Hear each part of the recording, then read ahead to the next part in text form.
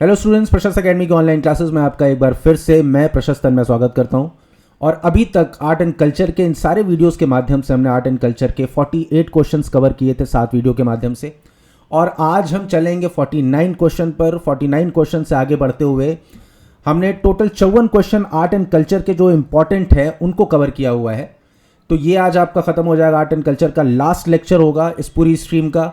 इसके अलावा मैंने इस फाइल में कम से कम 10-15 क्वेश्चन एक्स्ट्रा डाले हुए हैं जो यूपीएससी के एग्ज़ाम से पूछे जा चुके हैं अलग अलग ईयर्स में। उसके अलावा कुछ और भी संभावित प्रश्न हैं जिनको आपको एक बार ज़रूर देख लेना चाहिए। कुल 64-65 क्वेश्चंस और उनके आंसर्स की ये पूरी कंपाइलेशन है आर्ट एंड कल्चर की, जो मैं टेलीग्राम के चैनल पर भी अवेलेबल करा दूंगा आप सभी के लिए। तो जितना हो सके शॉर्ट नोट्स और क्विक रिवीजन नोट्स का बार बार उसका अभ्यास करिए, उसको लिखने की कोशिश करिए अपने मन से और ज़्यादा से ज़्यादा रिवाइज करने की कोशिश करिए। इसके बाद आज से मैंने एक नई चीज़ शुरू की है कि इन सारे क्वेश्चंस के लास्ट में मैं आपको एक निमोनिक्स और शॉर्ट ट्रिक के जरिए क्वेश्चन लगे हाथ साथ साथ चलते हुए मैं आपको याद करवा दिया करूँगा। ठीक है, चलिए एक बार एक नमूना आज देख लेते हैं। सबसे पहले आज हम क्वेश्चन 49 से शुरू करते हैं। पहला प्रश्न है कि उन प्राचीन भारतीय ज्ञान के बिंदुओं की व्याख्या कीजिए जिनके आधार पर भारत को विश्व गुरु के रूप में नामित किया गया था। ये यूपीपीसीएस 2022 के मेंस एग्जाम में पूछ चुका है। तो इसमें आपको ज़्यादा कुछ नहीं करना, आपको सिर्फ 4 कीवर्ड्स याद रखने हैं। और वो 4 कीवर्ड्स क्या हैं? वो है पहला दार्शनिक, दूसरा है गणित खगोल, तीसरा है चिकित्सा और चौथा है कला और संस्कृति का प्रभाव। इन 4 कीवर्ड्स को आप याद कैसे रखेंगे? देखिए, मेन बॉडी में आपको यही 4 पॉइंट डालने हैं। मैं आपको ये मेन बॉडी क्वेश्चन की क्यों याद करा रहा हूँ? क्योंकि आपका कंक्लूजन और आपका परिचय इसी मेन बॉडी के जो कंटेंट है उसमें से आप शब्द निकाल के बड़े आराम से लिख लेंगे। आप चाहे कंक्लूजन हो चाहे आपका परिचय हो, वो दोनों चीज़ें आप बड़े आराम से लिख लेंगे। लेकिन मेन बॉडी आपको अगर याद रहेगी तो बड़े आराम से आप क्वेश्चन की शुरुआत भी लिख पाएंगे, उसको कंक्लूड भी कर पाएंगे। तो मैंने यहाँ पर मेन बॉडी, इसका जो मेन बॉडी है, इसका जो सूत्र बनाया है वो है कला की खचिया में दाग। ये छोटा सा आपको निमोनिक्स याद रखना है, ये सेंटेंस आप याद रखेंगे, कला की खचिया में दाग। खचिया क्या होता है? खचिया जो टोकरी होती है उसको कहते हैं। तो कला की खचिया में दाग, कला की टोकरी में दाग, आपको ये याद रखना है, कला की खचिया में दाग। और इससे आपका तैयार हो जाएगा पूरा का पूरा उत्तर का मेन बॉडी। कला से पहले जो कला है उससे क्या हो जाएगा? कला और संस्कृति का प्रभाव। फिर खचिया के ख से क्या हो जाएगा? खगोल विज्ञान। उसके बाद ची से हो जाएगा चिकित्सा। उसके बाद दाग के दा से हो जाएगा दार्शनिक। और उसके बाद ग से हो जाएगा गणित। तो इस तरह से आपके चारों कीवर्ड्स तैयार हो गए मेन बॉडी के और बड़े आराम से पूरा आंसर लिख के चले आएंगे। तो कला की खचिया में दाग, सबसे पहले कला और संस्कृति का प्रभाव आपके दिमाग में आएगा कि कला और संस्कृति के प्रभाव में आप क्या लिखेंगे कि किस तरह से भारतीय कला रेशम मार्ग और समुद्री मार्गों के जरिए दूर दूर तक फैली, चाहे साउथ ईस्ट एशिया हो चाहे पश्चिम की ओर, किस तरह से भारतीय कला और संस्कृति का प्रभाव पड़ा। और इसी तरह से स्थापत्य, किस तरह से भारतीय स्थापत्य समुद्री मार्गों और रेशम मार्गों के जरिए अन्य स्थानों पर भी पहुंचा। इसी में आप बता देंगे कि दक्षिण पूर्व एशिया पर इसका क्या प्रभाव पड़ा। अंकोर वाट और बोरोबुदूर, इन दोनों का आप जिक्र कर देंगे तो कला और संस्कृति का प्रभाव हो जाएगा। कला के बाद आ गया खचिया, खचिया का ख से आपका क्या हो गया? खगोल विज्ञान। खगोल विज्ञान में आप बता देंगे कि भारत ने शून्य दिया, दशमलव प्रणाली दी और किस तरह से शून्य और दशमलव प्रणाली के आधारशिला पर बनाए, आधार पर ही आज पूरा विश्व का गणित और विज्ञान प्रतिष्ठित है। इसके बाद प्राचीन काल में ही हमने पृथ्वी के घूमने के बारे में बता दिया था कि किस तरह से पृथ्वी सूर्य के चारों ओर चक्कर लगाती है। 15वीं शताब्दी तक पूरे यूरोप को पता नहीं था कि पृथ्वी सूर्य के चारों ओर घूमती है। वो हेलियोसेंट्रिक अवधारणा पर विश्वास करते, उनको लगता था पूरे ब्रह्मांड के केंद्र में पृथ्वी है, जबकि हमारे ऋषि बहुत पहले से इन चीज़ों को जानते थे। इसके अलावा ग्रहणों की भी हमने वैज्ञानिक व्याख्या की। तो कला के बाद आपने गणित और खगोल विज्ञान में बता दिया। कला की खचिया में दाग, ची से हो गया चिकित्सा। चिकित्सा में क्या हो गया? आयुर्वेद, चरक और सुश्रुत। हमको ये सारी चीज़ें पता है कि किस तरह से आज आयुर्वेद का विश्व पर प्रभाव है। आयुर्वेद का ज्ञान बहुत पहले ही भारत में जन्मा और किस तरह से आयुर्वेद आज पूरे विश्व पर फैला है। इसके अलावा चरक और सुश्रुत की बात करें तो पूरे दुनिया में शल्य चिकित्सा का पहला जो चिकित्सक माना जाता है वो सुश्रुत को माना जाता है। इसी तरह से चरक संहिता, ये तीनों नामों के माध्यम से आप बता देंगे किस तरह से हमारा चिकित्सा और स्वास्थ्य विज्ञान पूरे विश्व में फेमस है, किस तरह से पूरे विश्व को इसने प्रभावित किया है।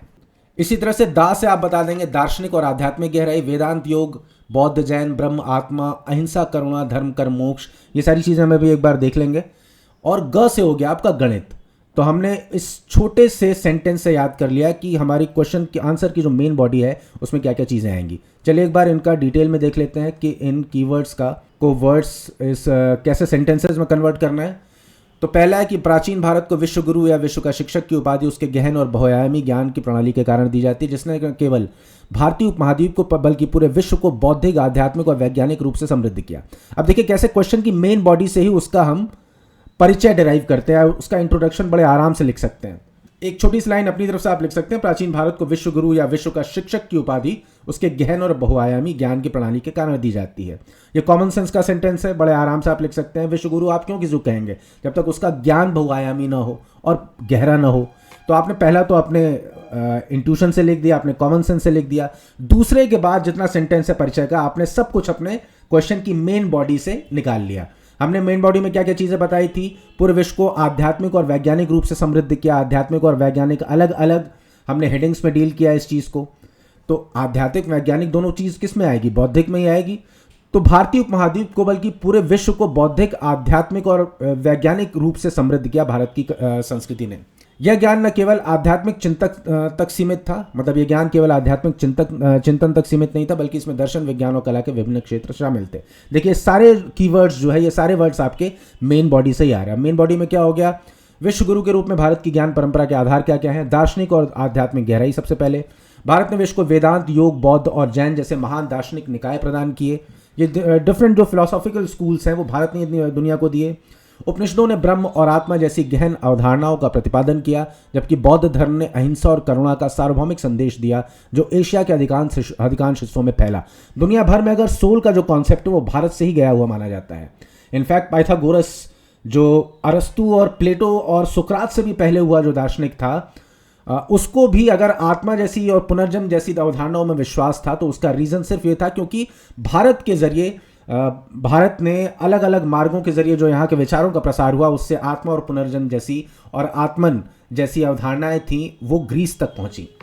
तो उपनिषदों ने ब्रह्म और आत्मा जैसी गहन अवधारणाओं को प्रतिपादन किया, जबकि बौद्ध धर्म ने अहिंसा और करुणा का सार्वभौमिक संदेश दिया, जो एशिया के अधिकांश हिस्सों में फैल गया। आगे धर्म, कर्म और मोक्ष की अवधारणाओं ने नैतिक और सार्थक जीवन के लिए एक रूपरेखा प्रदान की, जिसने वैश्विक विचारकों को प्रेरित किया। फिर हमने कोड में क्या देखा था, गणित और खगोल। विश्व को शून्य और दशमलव प्रणाली का उपहार भारत ने दिया, जिसके बिना आधुनिक गणित और विज्ञान की कल्पना ही नहीं की जा सकती। उसके बाद आर्यभट्ट जैसे विद्वानों ने खगोल विज्ञान में क्रांतिकारी योगदान दिया, जैसे पृथ्वी का अपनी धुरी पर घूमना और ग्रहणों की वैज्ञानिक व्याख्या करना। तो आप गणित और खगोल में क्या क्या बता देंगे, शून्य दशमलव प्रणाली और आर्यभट्ट। उसके बाद सिद्धांत कौन कौन से दिए, पृथ्वी का अपनी धुरी पर घूमना और ग्रहणों की वैज्ञानिक व्याख्या करना। आगे बढ़ते हैं चिकित्सा और स्वास्थ्य विज्ञान में आयुर्वेद। हमने कीवर्ड्स में आयुर्वेद देखा था। आयुर्वेद क्या है, जीवन का विज्ञान है। इसने रोगों के निदान और उपचार के लिए एक समग्र दृष्टिकोण प्रस्तुत किया। चरक और सुश्रुत जैसे चिकित्सकों ने चिकित्सा और शल्य चिकित्सा के क्षेत्र में महत्वपूर्ण ग्रंथ लिखे। चिकित्सा और स्वास्थ्य विज्ञान हमारा हेडिंग कवर हो गया। आगे क्या है, कला और संस्कृति का वैश्विक प्रभाव। भारतीय कला, वास्तुकला और धार्मिक विचार समुद्री व्यापार मार्गों और रेशम मार्ग के माध्यम से दुनिया भर में फैले। इसका प्रभाव दक्षिण पूर्व एशिया में स्पष्ट रूप से दिखाई देता है, जहां पर अंकोर वाट यानी कंबोडिया का अंकोर वाट मंदिर, जो आपको पता ही है कि विश्व का 8वां आश्चर्य माना जाता है। बोरोबुदुर इंडोनेशिया, यहाँ का जो बौद्ध स्मारक है, ये दोनों जो है ग्रैंड मॉन्यूमेंट्स भारतीय स्थापत्य और धार्मिक अवधारणाओं से प्रेरित हैं। तो इस तरह से हमारा ये पूरा आंसर कंप्लीट हो गया।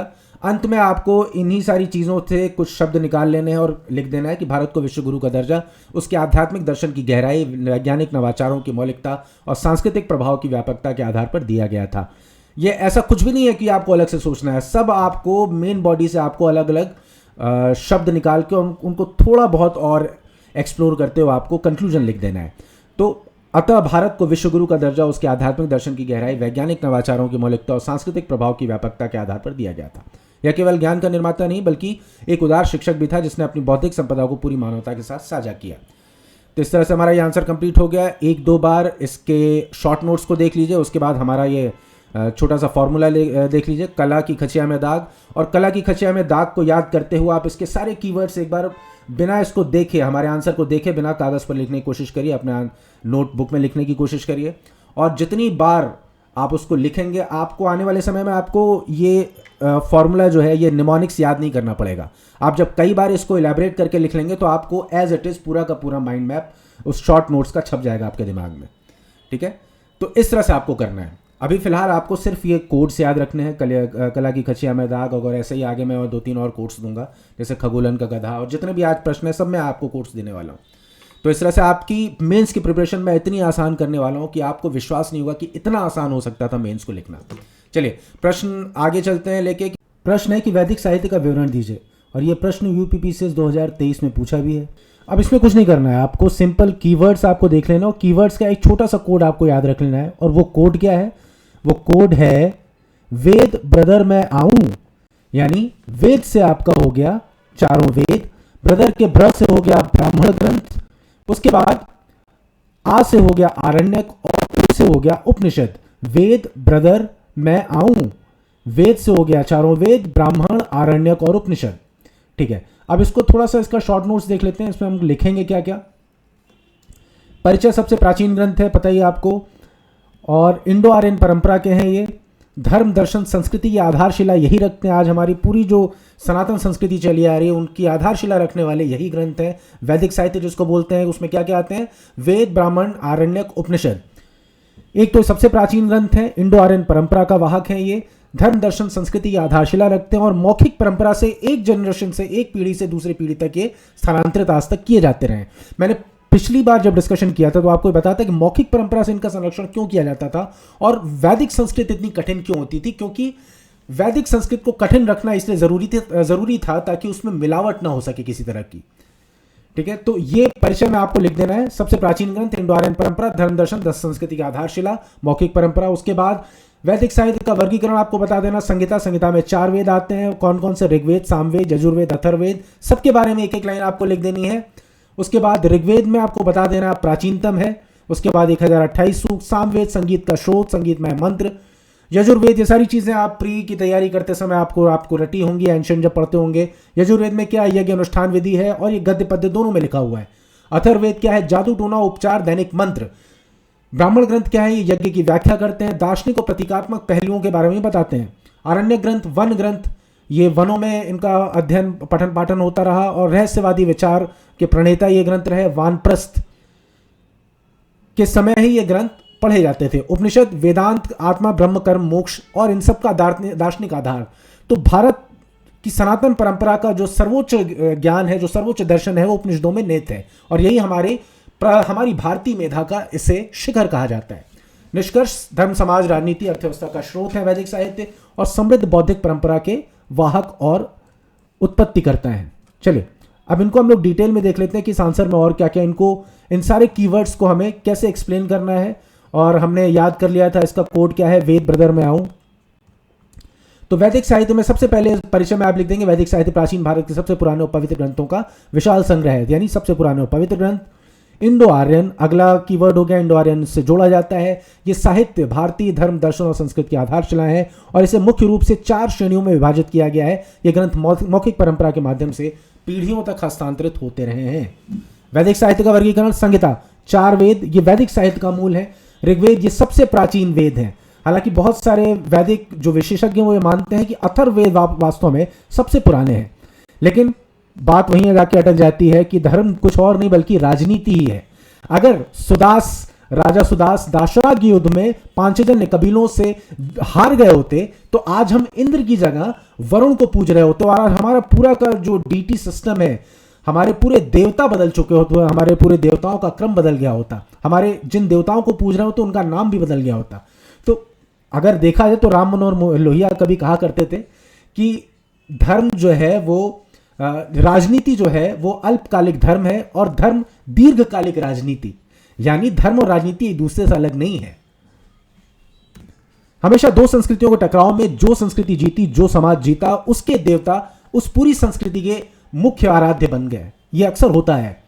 इसी तरह से शुरुआत में इंद्र हमारे मुख्य आराध्य बने, हालांकि बाद में धीरे धीरे इंद्र का स्थान हमारे स्थानीय देवताओं ने, जो अनार्य संस्कृतियों से आए थे, कृष्ण और शिव, ये सारे देवताओं ने उनका स्थान ले लिया और इंद्र बहुत पीछे चले गए।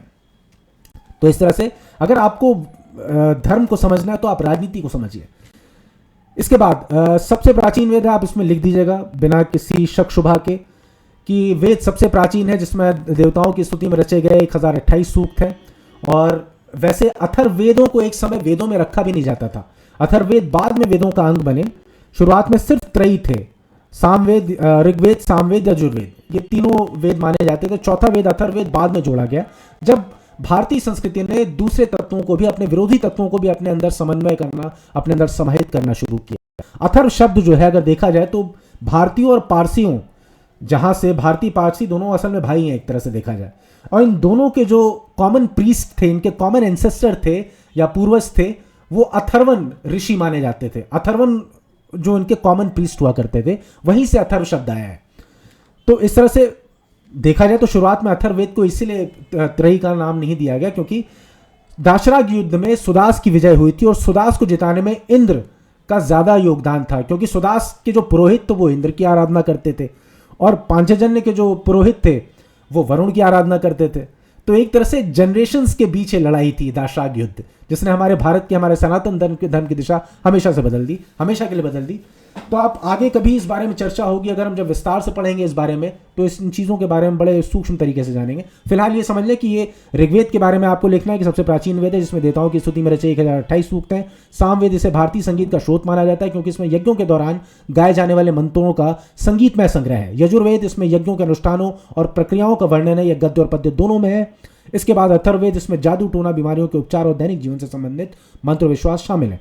इसके बाद आप लिख देंगे ब्राह्मण ग्रंथ, ये वेदों की संहिताओं पर गद्य में लिखी टीकाएं हैं, कमेंट्रीज हैं, ये वेदों की संहिताओं पर लिखी हुई। ये यज्ञों और अनुष्ठानों के दार्शनिक और प्रतीकात्मक पहलुओं की विस्तृत व्याख्या करते हैं।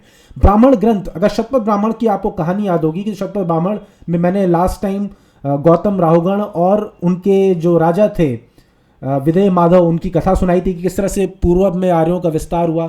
इसी शतपथ ब्राह्मण में कहा जाता है कि प्रलय की कथा वर्णित है, जिसमें मनु और श्रद्धा और इड़ा, ये सारी चीज़ें वहाँ पर लिखी गई हैं कि किस तरह से जल प्रलय हुई। और हमारे 7वें मनवंतर के जो सबसे पहले प्रथम पुरुष हैं मनु और श्रद्धा, उनके बारे में इस पूरे शतपथ ब्राह्मण में वर्णन है। तो ये सारी चीज़ें में वहीं से आती हैं। आरण्यक, अच्छा, इसी शतपथ ब्राह्मण के जल प्रलय के आधार पर आपको पता होगी कामायनी लिखी गई जयशंकर प्रसाद द्वारा। तो ये बड़ा इंपॉर्टेंट किताब है। वैदिक साहित्य ने आगे आने वाले बहुत सारी साहित्यिक धाराओं को जन्म दिया।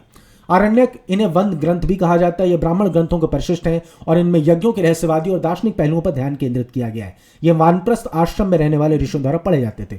उपनिषद, आपको पता है कि भारत के दर्शन का या विश्व के दर्शन का जो शिखर है वो उपनिषद है। उपनिषदों से बेहतर दर्शन पूरी दुनिया में कहीं आपको नहीं मिलेगा। इवन वेस्टर्न धारा के या पाश्चात्य धारा के जो वैज्ञानिक रह चुके हैं, बड़े बड़े वैज्ञानिक, वो भी उपनिषदों को सबसे बड़ा दर्शन मानते हैं। चाहे अरविंद श्रोडिंगर हो, चाहे वो ओपेनहाइमर हो, चाहे शोपेनहावर हो, ये सारे लोग जो है दार्शनिक वहाँ के जितने वैज्ञानिक हैं, सब उपनिषदों को मानव द्वारा निर्मित सर्वश्रेष्ठ फिलॉसफी मानते हैं। तो उपनिषद ये वैदिक साहित्य का अंतिम और दार्शनिक भाग है, इसलिए वेदांत भी कहा जाता है। ये आत्मा, ब्रह्म और मोक्ष, कर्म जैसी गहन दार्शनिक अवधारणाओं पर चर्चा करते हैं। इन्होंने बाद के भारतीय दर्शन को गहराई से प्रभावित किया है। इस प्रकार वैदिक साहित्य केवल धार्मिक ग्रंथों का संग्रह नहीं बल्कि योसुक के समाज, राजनीति, अर्थव्यवस्था और दार्शनिक चिंतन को समझने का एक अमूल्य स्रोत भी है। तो वैज्ञानिक जो वैदिक साहित्य है वो क्या है? एक तरह का सूत्रधार है उस समय के समाज, राजनीति, अर्थव्यवस्था और दार्शनिक चिंतन को बताने वाला। यह एक समृद्ध बौद्धिक परंपरा का प्रतीक है जिसने भारतीय सभ्यता की नींव रखी। क्विक रिवीजन नोट्स आपने देख ही लिया इसका क्या क्या है। उसके बाद हम चलते हैं अगले प्रश्न पर। अगला प्रश्न है, प्राचीन भारतीय इतिहास के अध्ययन के लिए साहित्यिक स्रोतों का परिचय दीजिए। और यह है 125 शब्दों में प्रश्न पूछा था वो यूपीपीएससी 2024 में। सबसे पहले इसके लिए कुछ कीवर्ड्स हैं वो आप देख लिए, और कीवर्ड्स को याद रखने का सबसे अच्छा तरीका है कि मैंने इसके लिए कोड बना दिया है। और वो कोड क्या है? वो कोड है महादेव बीजे संज्ञा अर्थशास्त्र यूनानी चीनी। अब जैसे ही आप इस कीवर्ड को याद रखेंगे, महावेद बीजे संज्ञा अर्थशास्त्र यूनानी चीनी, आपको याद आ जाएगा कि महा से हो गया महाकाव्य, वेद से हो गया वैदिक साहित्य, बी से हो गया बौद्ध, जय से हो गया जैन, संघ से हो गया संगम, और नाटक काव्य का हो गया ना अर्थशास्त्र यूनानी चीनी। ये तीनों शब्द एज इट इज आप कोड में याद रखेंगे। काव्यात्मक रूप में याद रखेंगे तो आपको आसानी से याद रहेगा। जैसे मैंने इसको एक मीटर में डाल दिया, महादेव बीजे संज्ञा अर्थशास्त्र यूनानी चीनी, 2-3 बार बोलेंगे आपको याद हो जाएगा। अब इस ट्रिक में क्या है, आपको कौन कौन से कीवर्ड्स याद रखने हैं। सबसे पहला जो कीवर्ड है वो है स्वदेशी, वो है धार्मिक साहित्य, फिर धर्मनिरपेक्ष साहित्य है, फिर विदेशी यात्रियों के वृत्तांत है। अब हमने क्या इसको एक कोड में क्या बना लिया, महावेद बीजे संज्ञा अर्थशास्त्र यूनानी चीनी। महा से हो गया महाकाव्य, वेद से हो गया वैदिक साहित्य, बी से हो गया बौद्ध, जे से हो गया जैन, संग से हो गया संगम, ना से हो गया नाटक काव्य, अर्थशास्त्र यूनानी चीनी। अर्थशास्त्र हो गया, फिर यूनानी वृत्तांत और चीनी वृत्तांत। ये सारे कीवर्ड्स आपको याद रहेंगे। अब देख लेते हैं ये आंसर का जो स्केलेटन है, इसका ढांचा वो किस तरह का है। तो पहले आपको क्या बताना है, परिचय। परिचय में आपको साहित्यिक स्रोत, प्राचीन भारतीय इतिहास के पुनर्निर्माण का आधार, समाज, राजनीति, धर्म, संस्कृति की समझ मिलती है। दो श्रेणियां हैं, स्वदेशी साहित्य और विदेशी वृत्तांत। स्वदेशी साहित्यिक स्रोत में क्या है, धार्मिक साहित्य और धर्मनिरपेक्ष साहित्य। धार्मिक साहित्य में क्या है, वैदिक साहित्य, 4 वेद, ब्राह्मण, आरण्यक, उपनिषद जो पहले आपने लिखा। फिर महाकाव्य में क्या है, रामायण, महाभारत। फिर बौद्ध जैन साहित्य यानी त्रिपिटक और आगम ग्रंथ। तो ये 3 कीवर्ड्स क्या हो गए, महावेद मतलब महाकाव्य, उसके बाद वैदिक, महावेद वेद से हो गया वैदिक साहित्य, महावेद बीजे संज्ञा यानी बी यानी बौद्ध और जे यानी जैन, महावेद बीजे, इससे आपका हो गया धार्मिक साहित्य। फिर धर्मनिरपेक्ष साहित्य में क्या आएगा, अर्थशास्त्र, संगम साहित्य और नाटक काव्य। संज्ञा के संग से हो गया संगम साहित्य, ना से हो गया नाटक काव्य और अर्थशास्त्र। इसके बाद विदेशी यात्रियों के वृत्तांत में हो गया यूनानी वृत्तांत, मेगास्थनीज, इंडिका आपको बता देना है। उसके बाद चीनी वृत्तांत, यूनानी और चीनी 2 वृत्तांतों में आपको बता देना है कि कौन कौन से विदेशी यात्रियों ने विवरण दिया। निष्कर्ष आपको मेन बॉडी से ही वर्ड्स निकाल के इसका निष्कर्ष लिख देना है। विविध साहित्यिक स्रोत प्राचीन भारतीय इतिहास की बहुआयामी तस्वीर प्रस्तुत करते हैं, समाज धर्म के बारे में बताते हैं, राजनीति के बारे में बताते हैं और आम लोगों की समझ के बारे में बताते हैं, जो हमारे विविध साहित्यिक स्रोत हैं और किस तरह से हमारे इतिहास का एक तरह से रिफ्लेक्शन है, को रिफ्लेक्ट करते हैं। सॉरी, रिफ्लेक्शन नहीं है। चलिए अब इसको हम लोग डिटेल में देख लेते हैं। डिटेल में क्या है, प्राचीन भारतीय इतिहास के पुनर्निर्माण के लिए साहित्यिक स्रोत अमूल्य जानकारी प्रदान करते हैं। पुनर्निर्माण क्यों, क्योंकि हमने इतिहास को देखा नहीं है। हम उसको कैसे समझेंगे, हम समझेंगे उस काल के लिखे हुए ग्रंथों के माध्यम से। अब जैसे तुलसीदास ने लिख दिया कि शूद्र गंवार ढोल गंवार शूद्र पशु नारी सकल ताड़ना के अधिकारी। अब बहुत सारे लोग तुलसीदास को गरियाने चल गए। अरे भाई, तुलसीदास ने उस समाज के बारे में, उस समाज की मान्यताओं के बारे में एक तस्वीर रखी है अपनी लेखनी के माध्यम से। ये वो बता रहे हैं कि उस समय शूद्रों, गंवार और पशुओं, नारियों को एक श्रेणी में रखा जाता था। तो ये सारी चीज़ें आप उनको दोष मत दीजिए। आप ये देखिए किसी भी काल के जो ग्रंथ हैं उस काल की समाज की मनोदशा का चित्रण करते हैं। तो भारतीय इतिहास के पुनर्निर्माण के लिए भी हमको इन्हीं ग्रंथों का सहारा लेना पड़ेगा। तो हमने पहली लाइन में उसको बता दिया कि प्राचीन भारतीय इतिहास के पुनर्निर्माण के लिए साहित्यिक स्रोत अमूल्य जानकारी प्रदान करते हैं। पुरातात्विक साक्ष्यों के पूरक के रूप में अब बहुत सारी चीज़ों के हमें पुरातात्विक साक्ष्य नहीं मिलते। तो जो गैप्स क्रिएट होते हैं, जो अंतराल उत्पन्न होते हैं पुरातात्विक साक्ष्यों के बीच, वो अंतराल कौन भरता है, प्राचीन भारतीय इतिहास के पुनर्निर्माण के लिए उपलब्ध हमारे साहित्यिक स्रोत। ठीक है, पुरातात्विक साक्ष्यों को ये कॉम्प्लीमेंट करते हैं। पुरातात्विक साक्ष्यों के पूरक के रूप में ये ग्रंथ उस युग के समाज, राजनीति, धर्म और संस्कृति की गहरी समझ विकसित करने में मदद करते हैं। इन स्रोतों को मोटे तौर पर 2 मुख्य श्रेणियों में विभाजित किया जा सकता है, स्वदेशी साहित्य और विदेशी वृत्तांत। स्वदेशी साहित्यिक स्रोत क्या क्या है, धार्मिक साहित्य ये सबसे व्यापक श्रेणी है स्वदेशी साहित्य स्रोतों की। वैदिक साहित्य, इसमें 4 वेद यानी ऋग, साम, यजुर, अथर्व, ब्राह्मण, आरण्यक और उपनिषद शामिल है, जो आर्यों के प्रारंभिक जीवन और दर्शन पर प्रकाश डालते हैं।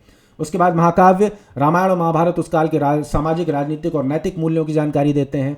बौद्ध और जैन साहित्य, बौद्धों के त्रिपिटक यानी सुत्त पिटक, विनय पिटक, अभिधम्म पिटक और जैनों के आगम ग्रंथ धार्मिक सिद्धांतों के साथ साथ तत्कालीन राज्यों और सामाजिक स्थितियों का भी वर्णन करते हैं।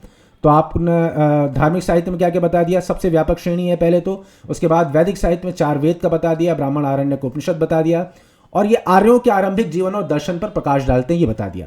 फिर आते हैं महाकाव्य, रामायण और महाभारत उस काल के सामाजिक, राजनीतिक और नैतिक मूल्यों की जानकारी देते हैं। फिर आप बता दिए बौद्ध और जैन साहित्य। तो त्रिपिटक और जैनों के आगम ग्रंथ धार्मिक सिद्धांतों के साथ साथ तत्कालीन राज्यों और सामाजिक स्थितियों का भी वर्णन करते हैं। अब आते हैं धर्मनिरपेक्ष साहित्य में। अर्थशास्त्र सबसे इंपॉर्टेंट स्रोत है। कौटिल्य द्वारा रचित यह ग्रंथ मौर्यकालीन शासन प्रणाली, अर्थशास्त्र और यानी इकोनॉमिक्स और सैन्य रणनीति पर एक विस्तृत, ये इंग्लिश में ही लिखा हुआ है, विस्तृत ग्रंथ है, ट्रीटाइज नहीं, ग्रंथ है। संगम साहित्य यह प्राचीन दक्षिण भारत लगभग 300 ईसा पूर्व से 300 ईस्वी के समाज, अर्थव्यवस्था और संस्कृति का विशद चित्र प्रस्तुत करता है। तो इस सैन्य रणनीति पर एक विस्तृत ट्रीटीज की जगह इसको आप ग्रंथ कर लीजिएगा। संगम साहित्य या प्राचीन दक्षिण भारत के समाज, अर्थव्यवस्था और संस्कृति का विशद चित्र प्रस्तुत करता है। नाटक और काव्य कालिदास जैसे कवियों की रचनाएं गुप्तकालीन समाज और संस्कृति की झलक प्रदान करती हैं। अब विदेशी यात्रियों के वृत्तांत पे आ जाते हैं। यूनानी और चीनी यात्रियों का आपको वृत्तांत दे देना कि किस तरह से मेगास्थनीज की इंडिका के माध्यम से मौर्य साम्राज्य के प्रशासन और समाज का एक अमूल्य समकालीन लेखा जोखा मिलता है हमें। किस तरह से वो समितियों की बात करता है। चीनी वृत्तांत, हालांकि उसके कुछ विवरण जो है बड़े अतिरंजित हैं, जैसे वो चींटियों की सेना बताता है कि चींटियों की सेना का इस्तेमाल गुप्तचरों के रूप में किया जाता था। लेकिन ऐसी अतिरंजनाओं को अगर छोड़ दे तो बाकी उसने ठीक ठाक वर्णन किया है मेगास्थनीज ने इंडिका में। आगे आते हैं चीनी वृत्तांत। फाहयान और वेनसांग जैसे चीनी बौद्ध भिक्षुओं ने भारत की धार्मिक, सामाजिक और राजनीतिक स्थितियों का विस्तृत वर्णन किया है। इस प्रकार ये विविध साहित्यिक शोध जब आलोचनात्मक रूप से विश्लेषण किए जाते हैं तो प्राचीन इतिहास की एक समृद्ध और बहुआयामी तस्वीर प्रस्तुत करते हैं। तो ये साहित्यिक शोध इंपॉर्टेंट क्यों है? क्योंकि प्राचीन भारतीय इतिहास की एक समृद्ध और बहुआयामी तस्वीर प्रस्तुत करते हैं। वे हमें न केवल घटनाओं और शासकों के बारे में बताते हैं बल्कि आम लोगों के जीवन, उनके विश्वास और उनके विश्व दृष्टिकोण को समझने में भी मदद करते हैं। तो ये हमारा ये प्रश्न खत्म हो गया। आगे आते हैं संगम काल की संस्कृति की मुख्य विशेषताएं क्या हैं। और ये प्रश्न आपका यूपी बीसीएस 2024 में पूछ भी चुका है। तो आपको इस पूरे क्वेश्चन में संगम कालीन साहित्य में सिर्फ कुछ ही कीवर्ड्स याद रखने हैं। उनमें सबसे पहला है भाषा और साहित्य। आप संगम साहित्य पर जब बताएंगे तो सबसे पहले आप भाषा और साहित्य के बारे में बताएंगे, फिर सामाजिक संरचना के बारे में बताएंगे, फिर धार्मिक विश्वास के बारे में बताएंगे, फिर कला और वास्तुकला के बारे में बताएंगे, फिर वहाँ के आर्थिक जीवन के बारे में बताएंगे।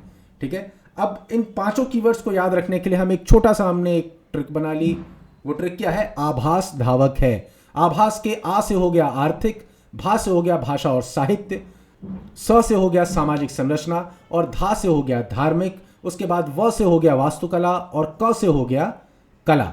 तो आभास धावक है। ये ट्रिक आप याद रखिए। जब भी आपसे कोई संगम संस्कृति के आधार के ऊपर एक प्रश्न बना के आपसे पूछेगा कि संगम कालीन संस्कृति के बारे में बताओ, तो आप उसको बता दीजिएगा आभास धावक है। अब जब पूछेगा कि आभास धावक का क्या मतलब है तो आपको वो सारी चीज़ें एक्सप्लेन कर देनी है। आइए एक बार इसका शॉर्ट नोट्स फिर से ढंग से देख लेते हैं। परिचय में आप बता देंगे ये किस काल का है। 300 ईसा पूर्व से 300 ईस्वी तक का माना जाता है ये संगम साहित्य। तमिलनाडु के क्षेत्र में था, वहाँ पर लिखा गया संगम साहित्य पर आधारित संस्कृति, यानी इस काल की जो संगमकालीन संस्कृति थी उसके बारे में सारी जानकारी हमें संगम साहित्य से ही मिलती है। और इस साहित्य के आधार पर ही उस काल की सामाजिक संरचना, धार्मिक विश्वासों और आर्थिक स्थिति के बारे में हमें भरपूर ज्ञान मिल जाता है। ठीक है, तो परिचय के आगे अब आएंगे भाषा और साहित्य में। आरंभिक तमिल साहित्य कौन सा? तुल्काप्यम। तो भाषा और साहित्य में क्या है? प्रारंभिक तमिल साहित्य। प्रारंभिक तमिल भाषा में उत्कृष्ट साहित्य की रचना, पहला पॉइंट हो जाएगा कि आरंभिक तमिल जो शुरुआती तमिल थी उसमें उत्कृष्ट साहित्य की रचना हुई है संगमकालीन संस्कृति में। उसके बाद तोलकाप्यम इसका एक महत्वपूर्ण ग्रंथ है संगम काल का, जिसमें एक व्याकरण, वैसे तो एक ग्रामेटिकल या ग्रामर से रिलेटेड एक ग्रंथ है, लेकिन इस ग्रंथ में उस काल की सामाजिक, आर्थिक, धार्मिक संरचना का ठीक ठाक वर्णन मिल जाता है। इसके अलावा संगमकालीन काव्य जो दो भागों में बटा हुआ है, कौन कौन सा है? अकम और पुरम। अकम यानी रोमांटिक या प्रेम और व्यक्तिगत संबंधों से जुड़ी कविताएं, पुरम यानी युद्ध, सामाजिक जीवन इत्यादि संबंधित कविताएं आप कहें पुरम में। फिर आता है सामाजिक संरचना।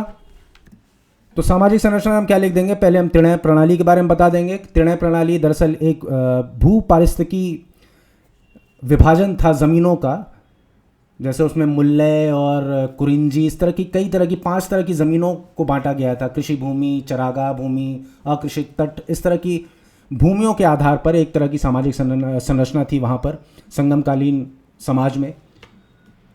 कुटी व्यवसाय आधारित समाज था, यानी कुटी यानी कबीला और व्यवसाय पर आधारित विभाजित समाज था। इसके अलावा महिलाओं की बड़ी प्रतिष्ठित भूमिका थी समाज में, बहुत सम्मान प्राप्त था उन्हें। बहुत सारी महिला कवियत्रियाँ भी हुई जैसे अव्वैयार। तो ये सारी चीज़ें आप सामाजिक संरचना में बता देंगे। इसके बाद धार्मिक विश्वास में हम आएंगे कि मुर्गन की पूजा हुआ करती थी उसमें। मुर्गन जो है वो एक स्थानीय देवता माने जाते थे। कुछ किंवदंतियाँ हैं और कुछ ग्रंथों में विवरण मिलता है कि मुर्गन जो है वो दरअसल कार्तिकेय के ही दक्षिण भारतीय संस्करण है। तो मुर्गन की पूजा होती थी, प्रकृति पूजा का भी विधान था। इसके अलावा जैन और बौद्ध प्रभाव भी हुआ करता था, लेकिन ब्राह्मण धर्म का प्रभाव थोड़ा कम था। कला और वास्तुकला, प्रारंभिक मंदिर संरचना, यानी इस काल की इमारतों में मंदिर वास्तुकला के प्रारंभिक चरण के चिन्ह देखे जा सकते हैं। इसके अलावा मेगालिथिक मॉन्यूमेंट्स बनाए जाते हैं, तो महापाषाणिक स्मारक किसी की मृत्यु पर। आर्थिक जीवन में आ जाते हैं, कृषि, पशुपालन, व्यापार के बारे में बताना है। उसके बाद रोमन व्यापार, यहाँ के प्रदेशों से पांड्यों का भी व्यापार हुआ करता था रोम से। इसके अलावा रोमन सिक्के जो मिले उनके बारे में बता देना है। ट्रिक आपको याद होगा, यह आभास धावक है। आ से आर्थिक, भा से भाषा साहित्य, स से सामाजिक संरचना, धा से धार्मिक, व से वास्तुकला और क से कला। तो आइए एक बार इन सारे कीवर्ड्स का हम एक्सटेंशन देख लेते हैं कि इन सारे कीवर्ड्स को हम सेंटेंसेस में कैसे कन्वर्ट करेंगे। आइए, परिचय में हमको लिख देना है संगमकालीन, सबसे पहले काल बता देना, 300 ईसा पूर्व से 300 ईस्वी तक। प्राचीन दक्षिण भारत के इतिहास में एक महत्वपूर्ण युग था, विशेषकर तमिलनाडु के क्षेत्र में। इस काल की संस्कृति की जानकारी मुख्य रूप से संगम साहित्य में मिलती है, जो समय के समाज, अर्थव्यवस्था और जीवन शैली का एक जीवन चित्र प्रस्तुत करता है। संगम काल की मुख्य विशेषताएं संस्कृति की, पहला भाषा और साहित्य। प्रारंभिक तमिल भाषा में उत्कृष्ट साहित्य की रचना हुई। तोल्काप्पियम इस काल का एक महत्वपूर्ण व्याकरण ग्रंथ है, जो भाषा के साथ साथ तत्कालीन सामाजिक रीति रिवाजों पर भी प्रकाश डालता है। संगम कविता को दो मुख्य विषयों में विभाजित किया गया है। हम उस समय भी डिस्कस किया था कि अकम यानी रोमांटिक, प्रेम और व्यक्तिगत संबंधों पर आधारित, और पुरम यानी युद्ध, वीरता और सार्वजनिक जीवन पर आधारित। तो भाषा और साहित्य में क्या हो गया, प्रारंभिक तमिल में उत्कृष्ट साहित्य की रचना। फिर तोल्काप्पियम के बारे में बता दीजिएगा। तोल्काप्पियम व्याकरण ग्रंथ है, लेकिन साथ ही ये भाषा के साथ साथ तत्कालीन सामाजिक रीति रिवाजों पर भी प्रकाश डालता है। इसके बाद आप अकमपुरम के बारे में बता दीजिएगा। भाषा और साहित्य के बाद हम आते हैं सामाजिक संरचना में। सामाजिक संरचना में आप तिणय का नाम ले लीजिएगा। संगम समाज की एक अनूठी विशेषता थी तिणय, जिसके अनुसार भूमि को 5 पारिस्थितिक क्षेत्रों में विभाजित किया गया था। कुरिंजी यानी पहाड़, मुल्य यानी चरागाह, मरुदम यानी कृषि भूमि, नैतल यानी तट, और पालय यानी शुष्क भूमि। प्रत्येक क्षेत्र के लोगों की अपनी अलग जीवन शैली और व्यवसाय थे। सामाजिक संरचना का पहला पॉइंट हो गया। दूसरे पॉइंट पे हम आ जाते हैं कि समाज में वर्ण व्यवस्था प्रमुख नहीं थी। इसके बजाय सामाजिक विभाजन कबीले या कुटी जिसको बोलते थे और व्यवसाय पर आधारित था। उत्तर भारत की तरह यहाँ पर वर्ण व्यवस्था प्रधान नहीं थी, बल्कि यहाँ पर सामाजिक विभाजन हुआ था कबीले या कुटी और व्यवसाय पर। महिलाओं को समाज में सम्मानजनक स्थान प्राप्त था और साहित्यिक गतिविधियों में भाग लेती थी।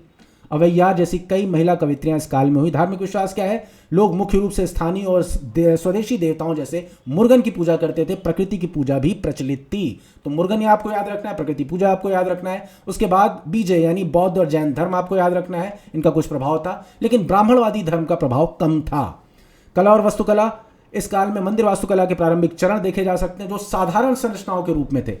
दूसरा है सब पॉइंट, मृतकों की स्मृति में बड़े पत्थर के स्मारक बनाने की प्रथा थी, जो अभी हमने बात की। जैसे अगर आप मिस्र में जाएंगे तो वहाँ तो बहुत विशाल स्ट्रक्चर, पिरामिड्स बनाए गए। यहाँ इतने विशाल नहीं थे, लेकिन फिर भी ठीक ठाक महापाषाणिक मेगालिथिक यहाँ पर स्ट्रक्चर्स बनाए गए हैं, जिसे महापाषाणिक संस्कृति कहा जाता है, जो उन्नत निर्माण तकनीकों को दर्शाती हैं।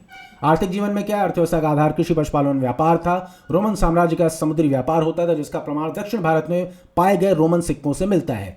संक्षेप में संगम काल की संस्कृति अपनी अनूठी साहित्यिक परंपराओं, पर्यावरण आधारित सामाजिक संगठन तिणय, महिलाओं की महत्वपूर्ण भूमिका और जीवंत व्यापारिक गतिविधियों के लिए विशिष्ट है। यह संस्कृति उत्तर भारत की समकालीन संस्कृतियों से भिन्न एक विशिष्ट द्रविड़ पहचान को दर्शाती है। तो हमारा संगमकालीन संस्कृति वाला सवाल भी पूरा हो गया। अब आते हैं अगले सवाल पर, भारत में भक्ति आंदोलन के उदय के क्या कारण थे और इसका क्या प्रभाव पड़ा। यह प्रश्न अभी तक पूछा नहीं गया, लेकिन आने वाले एग्जाम के लिए इंपॉर्टेंट हो सकता है, इसलिए मैंने इसको कोर क्वेश्चंस की लिस्ट में डाला है। इसमें आप क्या करेंगे, इसमें भी आपको कुछ कीवर्ड्स याद रखने हैं और उनसे जुड़ा एक कोड याद रखना है। ऑब्वियसली आपको पूरे प्रश्न को 2 भागों में बांटना है। पहला आपको बताना है कि उद्भव के कारण क्या थे भक्ति आंदोलन के, दूसरा भक्ति आंदोलन का प्रभाव क्या पड़ा। आइए उद्भव के कारण और भक्ति आंदोलन के प्रभाव को एक कोड के माध्यम से समझते हैं, और वो कोड है प्रतिधर्म सा सुधार, भाषा पुणे की आस। प्रति यानी प्रतिद्वंदी, धर्म चुनौती यानी इस्लाम धर्म से चुनौती मिल रही थी। दूसरा धर्म यानी धर्म की जटिलता। सा से हो गया सामाजिक बुराइयां, सुधार से हो गया सुधारक। फिर आता है इसने प्रभाव क्या क्या डाला, प्रभाव में आ जाएगा भाषा, स्थानीय भाषाओं का विकास हुआ भक्ति आंदोलन की वजह से। इसके बाद पुणे के पू से हो गया पूजा पद्धति में बदलाव। उसके बाद सा से हो गया सामाजिक एकता। फिर उसके बाद लास्ट में आ गया स से हो गया सत्यपीर पंथ के बारे में आपको लास्ट में बता देना है। आइए इसको एक बार शॉर्ट नोट्स इसका देख लेते हैं क्या क्या है। परिचय में आपको बताना है कि किस तरह से दक्षिण भारत में शंकराचार्य के माध्यम से ये उत्पन्न हुआ। उसके बाद ये उत्तर भारत में कबीर, नानक और चैतन्य जैसे संतों के माध्यम से फैला। वहां का राजा हुसैन आदिल शाह।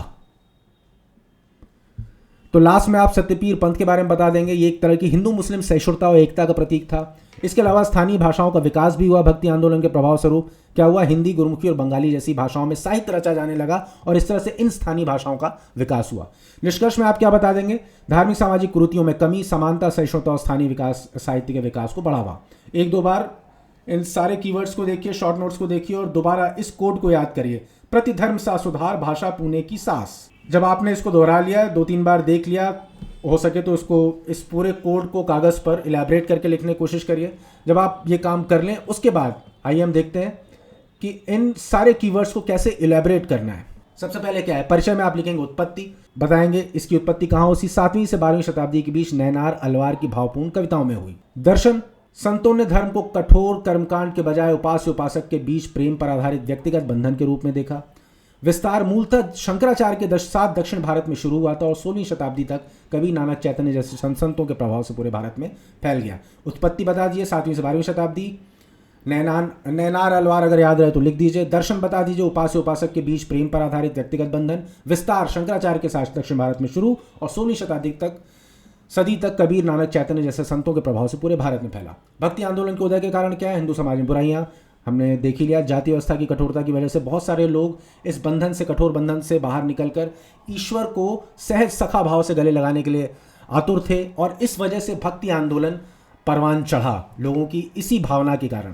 तो जाति व्यवस्था की कठोरता, अप्रासंगिक कर्मकांड और अंधविश्वास जैसी धार्मिक सामाजिक विसंगतियां। तो हिंदू समाज की बुराइयों में जाति व्यवस्था, अप्रासंगिक कर्मकांड, अंधविश्वास आम लोगों के इन बुराइयों के प्रति घृणा थी और धर्म के उदार रूप की तलाश में थे। दूसरा, धर्म की जटिलता, वेदों और उपनिषदों का उच्च दर्शन आम लोगों के लिए बहुत जटिल था। आज भी आप देखिए ना, हिंदू धर्म में जिन ग्रंथों को सर्वोच्च पे होना चाहिए था, उपनिषदों, आज उनको कोई न पढ़ने वाला है न उनको कोई जानने वाला। सब पुराण पढ़ के बैठे हुए हैं। पुराण की कहानियां उनको सच लगती हैं, उसी आधार पर उन्होंने धर्म का एक अपना एक काल्पनिक संसार रचा रखा है। जबकि पूरे विश्व की सबसे प्रचंड मेघा और सबसे घनीभूत मेघा थी वो उपनिषदों में परिलक्षित होती है, हमने उसको भुला दिया। वेदों और उपनिषदों का उच्च दर्शन आम लोगों के लिए बहुत जटिल था। लोगों को मुक्ति पाने के लिए सरल पूजा पद्धति और भक्ति मार्ग की आवश्यकता थी।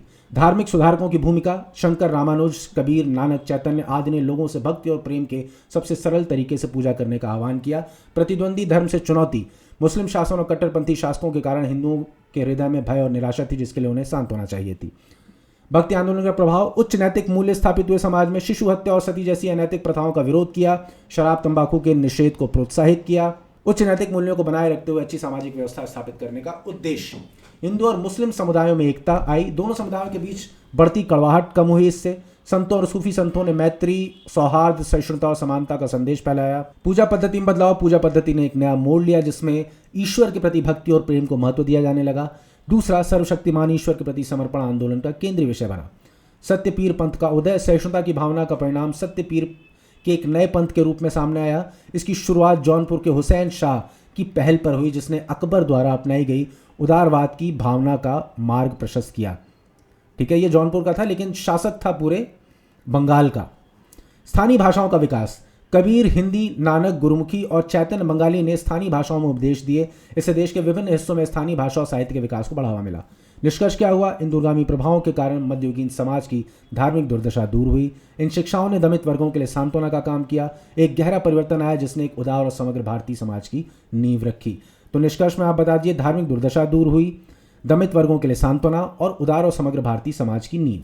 चले एक दो बार इसको देखिएगा पूरे क्विक रिवीजन नोट्स को और लास्ट का अपना फॉर्मूला याद रखते हुए इसको इलैबोरेट करिए, बार बार लिखने की कोशिश करिए, याद करने की कोशिश करिए। अपने आप ये सारे आंसर्स और उनका पूरा ढांचा आपके दिमाग में बैठ जाएगा। अगला प्रश्न है, सूफी आंदोलन से आप क्या समझते हैं, इसके प्रमुख सिलसिले कौन कौन से हैं। तो सूफी आंदोलन के प्रमुख सिलसिलों में आपको 4 सिलसिले याद रखने हैं, चिश्ती, सोहरावर्दी, नक्शबंदी, कादरी। और इसका एक छोटा सा कोड है, सच कान में बोलो। स से हो गया सोहरावर्दी, च से हो गया चिश्तिया, का से हो गया कादरी और न से हो गया नक्शबंदी। तो सच कान में बोलो या कान में सूची बोलो, लिस्ट को कान में बोलो। ठीक है, ये दोनों अगर आप इनमें से कोई एक अगर आपको याद आता है, ये कोड अगर आपको याद आ जाता है सच कान में बोलो, तो आप याद रख पाएंगे कि वो 4 के चारों स्कूल ऑफ थॉट्स कौन कौन से थे सूफियों के। पहला था सोहरावर्दी, दूसरा चिश्ती, तीसरा नक्शबंदी और चौथा कादरी। एक बार क्विक रिवीजन नोट्स इसके देख लेते हैं। परिचय, इस्लाम का रहस्यवादी आंदोलन था, सूफी आंदोलन। ये कहां से शुरू होता है? अनल हक, अनल हक यानी अहम ब्रह्मास्मि का उर्दू रूपांतरण। कभी इस टॉपिक पर विस्तार से चर्चा करेंगे कि किस तरह से सूफी आंदोलन हमारे वेदांत के दर्शन से कितना ज़्यादा प्रभावित था। अनल हक कहने वाले अल मंसूर को जिंदा जला दिया गया था। सूफियों से बड़ी दुश्मनी निकाली। जितने भी उस समय इस्लाम के, कट्टर इस्लाम के जो पोषक राजा थे, वो सूफियों को अपना दुश्मन मानते थे। अगर आप कहानी सुने होंगे सरमद को औरंगजेब ने बीच दिल्ली में उसको जिंदा मार दिया। क्यों? क्योंकि उसने ये नहीं कहा कि मोहम्मद अल्लाह के रसूल हैं। उन्होंने ये तो माना कि अल्लाह के अलावा दुनिया में और कुछ नहीं है, यानी अहम ब्रह्मास्मि, सर्वम खलविदम ब्रह्म। वेदांत और सूफी में एक अद्भुत समानता आप देखिए। लेकिन उन्होंने ये नहीं माना कि पैगंबर मोहम्मद अल्लाह के रसूल थे। और ये सुनते ही औरंगजेब ने अपने कारिंदे को बोला कि इसका सर धड़ से अलग कर दो। तो इस लेवल पर अत्याचार सूफियों को शुरुआत में सहना पड़ा। खैर, हम कभी उस बारे में विस्तार में चर्चा करेंगे जब डिटेल में उसको पढ़ेंगे। फिलहाल देख लेते हैं क्विक रिवीजन नोट्स में ये सारी चीज़ें। तो कर्मकांड से अधिक आध्यात्मिक साधना, समा, कव्वाली, मानव सेवा, ये सारी चीज़ें हम परिचय में लिख देंगे। प्रमुख सूफी सिलसिले, चिश्ती सिलसिला, मुनिदुन चिश्ती इसके प्रवर्तक थे। सादगी इसका दर्शन था। राजाओं से इन्होंने दूरी बनाए रखी। कव्वाली, चिश्ती सिलसिले में ही कव्वाली का वो शुरू हुआ। सोहरावर्दी सिलसिला, सोहरावर्दी ज़कारिया राज की संरक्षण मिला इसको। पंजाब, मुल्तान पर इसका प्रभाव रहा। नक्शबंदी सिलसिला, बकी बिल्ला द्वारा इसकी शुरुआत। अहमद सरहिंदी इसका एक प्रमुख नाम। शरीयत पालन इसका आग्रह था कि शरीयत का पालन होना चाहिए। और ये समा का विरोध करते थे, यानी संगीत का विरोध करते थे। तो शुरुआत में सूफी अलग थे, लेकिन बाद में सूफी भी राजकीय संरक्षण में कट्टर इस्लाम के प्रभाव में रंगते चले गए। तो नक्शबंदी सिलसिला भी उन्हीं में से एक था। कादरी सिलसिला, कादिर जिलानी इसके प्रवर्तक थे। अब्दुल हक इससे जुड़े हुए थे। उदार था ये, संगीत को ये बहुत प्रश्रय देता था, बहुत मानता था। दारा शिको इसी कादरी सिलसिले से जुड़े हुए थे। और इन्हीं दारा शिको का गुरु हुआ करता था सरमद, जिन्हें दारा शिको के मरने के बाद औरंगजेब ने बीच दिल्ली के बाजार में मार डाला। निष्कर्ष, सांस्कृतिक आदान प्रदान, सहिष्णुता, सद्भाव, भाईचारा मजबूत हुआ। ये सारी चीज़ें हमको आंसर में लिख देनी है। चलिए फटाफट देख लेते हैं कि इनको कैसे एक्सप्लेन करना है, इन सारे कीवर्ड्स को। सूफी आंदोलन से आप क्या समझते हैं? इसके प्रमुख सिलसिले कौन कौन से हैं? उत्तर, सूफी आंदोलन मध्यकाल में इस्लाम के भीतर विकसित एक रहस्यवादी उदारवादी आंदोलन था। इसका मुख्य उद्देश्य अल्लाह के साथ सीधा व्यक्तिगत और प्रेमपूर्ण संबंध स्थापित करना था। तो इंट्रोडक्शन में आप क्या लिखेंगे? इस्लाम के भीतर मध्यकाल में विकसित एक रहस्यवादी और उदारवादी आंदोलन था। मुख्य उद्देश्य अल्लाह के साथ सीधा व्यक्तिगत और प्रेमपूर्ण संबंध स्थापित करना था। सूफी संत पीर या शेख कर्मकांडों की अपेक्षा आध्यात्मिक साधना, प्रेम, त्याग, संगीत और मानव सेवा पर जोर देते थे। प्रमुख सूफी सिलसिले कौन थे? भारत में 12वीं शताब्दी के बाद सूफीवाद का प्रसार बहुत तेजी से हुआ। प्रमुख सिलसिले निम्नलिखित हैं। चिश्ती, संस्थापक ख्वाजा मोइनुद्दीन चिश्ती अजमेर के। विशेषता, यह सबसे लोकप्रिय सिलसिला था। ये संत राजकीय संरक्षण से दूर रहते थे, सादगी में विश्वास करते थे और कव्वाली का प्रयोग करते थे। सोहरावर्दी सिलसिला, संस्थापक शेख शिहाबुद्दीन सोहरावर्दी, भारत में बहाउद्दीन ज़कारिया इसके संस्थापक थे। भारत में वैसे संस्थापक शिहाबुद्दीन सोहरावर्दी थे, भारत में बहाउद्दीन ज़कारिया। विशेषता क्या थी? चिश्तियों के विपरीत ये संत सरकारी पदों और धन को स्वीकार करते थे और राजकीय संरक्षण में रहते थे। इनका प्रभाव मुख्य रूप से पंजाब और मुल्तान में था। नक्शबंदी सिलसिला क्या था? संस्थापक इसके ख्वाजा बाकी बिल्ला और भारत में इसे अहमद सरहिंदी ने लोकप्रिय बनाया। विशेषता क्या थी? ये सबसे रूढ़िवादी सिलसिला था, अभी जिसकी बात कर रहे थे हम लोग। इन्होंने संगीत का विरोध किया, यानी समा का विरोध किया और इस्लाम की शरीयत का कड़ाई से पालन किया और उस पर यह जोर देते थे। कादरी सिलसिला क्या है? संस्थापक शेख अब्दुल कादिर जिलानी, भारत में शेख अब्दुल हक ने इस कादरी सिलसिले को सबसे ज़्यादा पॉपुलर बनाया। विशेषता, ये उदार थे और संगीत में विश्वास करते थे और राजकुमार दारा शिको इस सिलसिले के अनुयायी थे। तो इस तरह से आपको चारों के बारे में लिख देना है।